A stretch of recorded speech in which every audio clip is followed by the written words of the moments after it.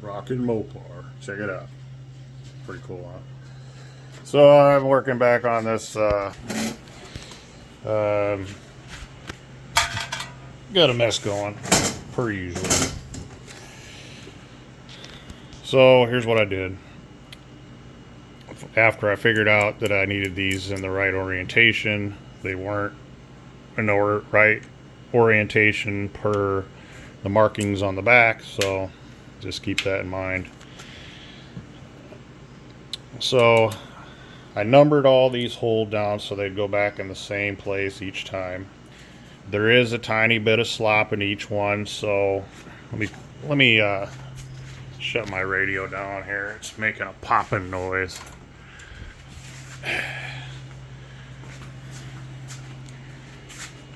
Okay. So anyways, I got them numbered so they go back in the same spot, and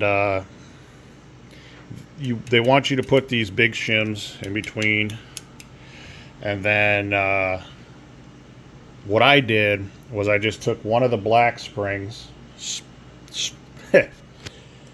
one of the black shims. Okay, so that's the amount of shim each one is. I got a little diagram that I made here. So as you can see, I put a black shim in between each hold down to start with, and then I went from there. I used my feeler gauge, and then what I was trying to accomplish here is make sure that first off, make sure that the rollers were centered over the valve stem, and then after that, make sure that I have 15 thousandths in between each rocker. So total, that'd be 30. You can see that. Poor lighting anyways. 30 thou. There you go. So anyways, I can fit the 30 thousandths shim, or sorry, the feeler gauge in between each set of rockers. So that would give me 15 thou on each side. So there you go.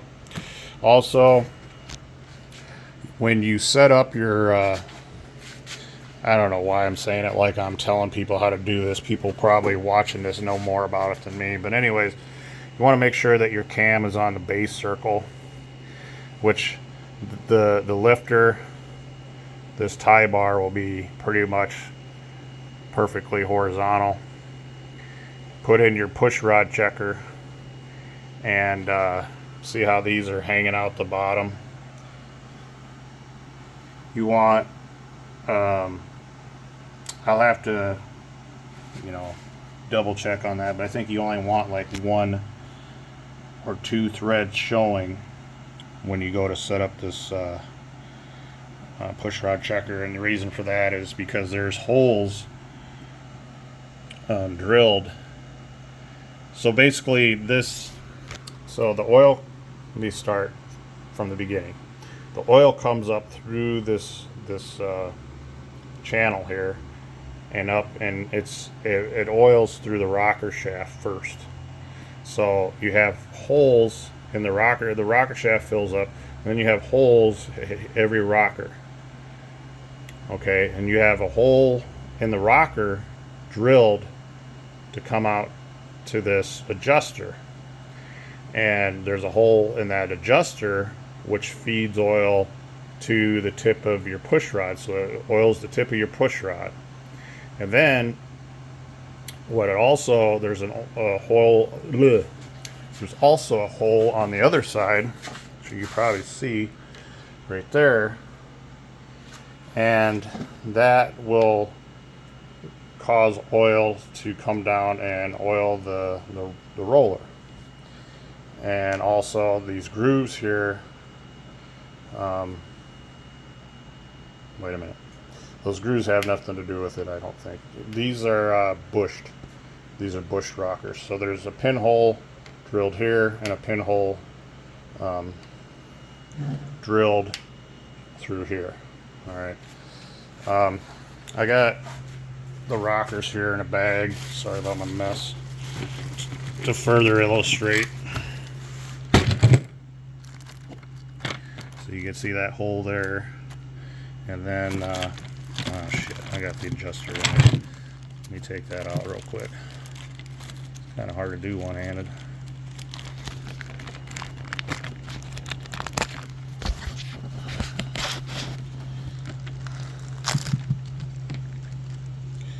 Okay, so you got this adjuster. Let me take this nut off here.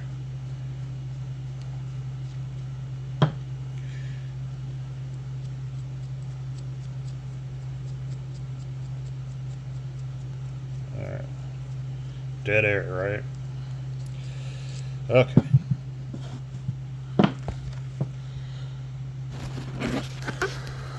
So you have focus. I don't know if this will show up or not. It's pretty oily and shiny.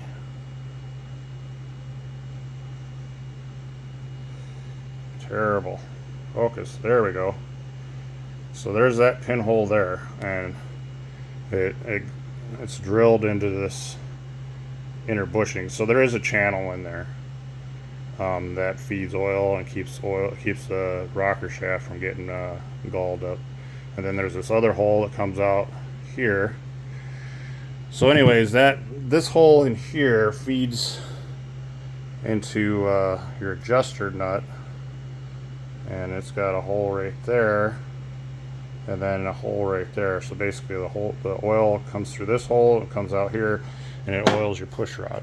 So alright, that took way too long to explain. So you want to make sure that you have, let me get back to this.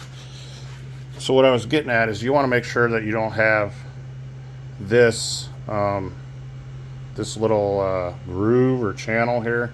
You don't want to have this sticking out the bottom of your rocker, because it'll shut oiling off.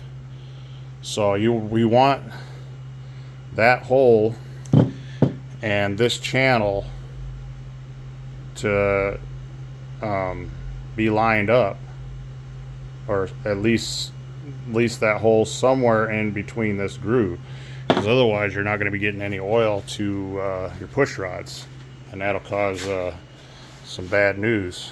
So get your adjuster set just right, and then take your push rod checker. And it's nice is that this kit, this PRW kit, came with the push rod checker and some other different pieces to make bigger or smaller. Like they gave you enough to probably make 2 of them with. Actually, I think they did. So with that being said, get your push rod length. I'm going to get my push rod length and then order my push rods. I'm not going to try making my own. I don't want to screw them up. And then once I'm done with that, then I'm ready to move on to the next stage, which would be putting on the intake, valley pan intake. I think I'm just going to run a stock distributor on this. Oh, and I got to put the oil pump on.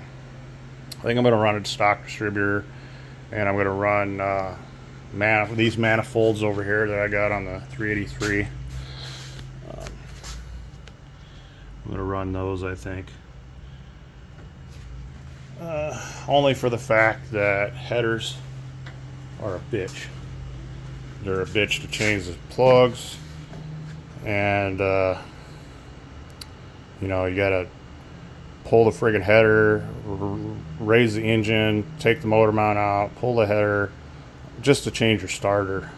And I want this to be a cruiser. Like, I want to cruise coast to coast with this car, and I just don't want to have a starter go out along the side of the road, and then up here I'm trying to pull the header and all. No, man, screw that. So that's what I got this car for, and it's to just a little hint on this one. This is what I got going on for it. So it's got an overheating issue, and I'm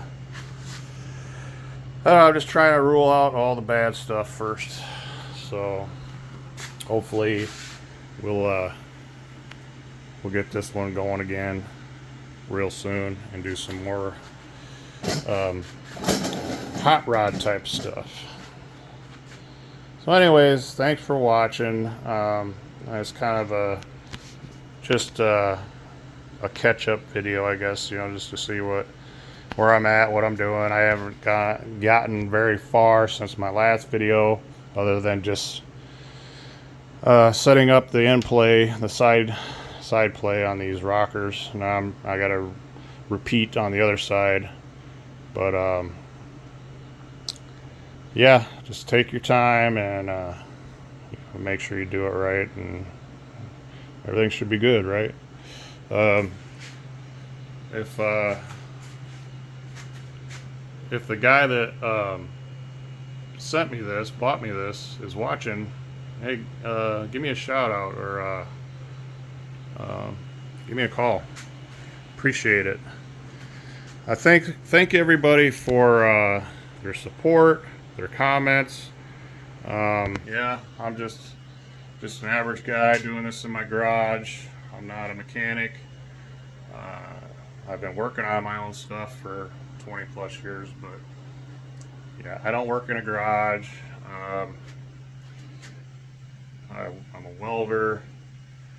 I'm transitioning into a trucker, so I think like I said before, I'm on the same page as a lot of you guys, and you know, we don't all have a ton of money to put into these cars, but we love them regardless, and we want to drive them. And I'm going to drive this one just as it is. And you know, I know a lot of people out there, they're concerned with the paint.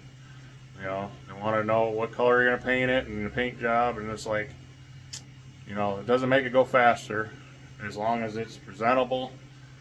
And even if it's a ratty car, you know, a lot of people, they think that shit's cool nowadays, you know. And back when I first got into this hobby, that was not the case. You know, people wanted to see high-end stuff, and now people are starting to accept the fact that, hey, you know, let's just save this old iron and get it on the road where it belongs, and show everybody that America is still alive, and we're not going to have imports and EVs shoved down our throats. It's nothing against EVs. I've worked in that industry. I worked for an EV company, but it should be our choice. We shouldn't have to be forced to get an EV or a hybrid. You know, we take care of our cars, and most guys that have something like this, they care about that engine, and they care about their gas mileage, and they care about the efficiency of it. So trust me, there ain't gonna be anybody out there rolling coal in an old muscle car, unless they got like a diesel swap. But I mean, let's keep them alive. Thanks for your support. I'm kind of rambling at this point, so give me a sub, give me a comment, give me a like, and take care, and catch you in the next one.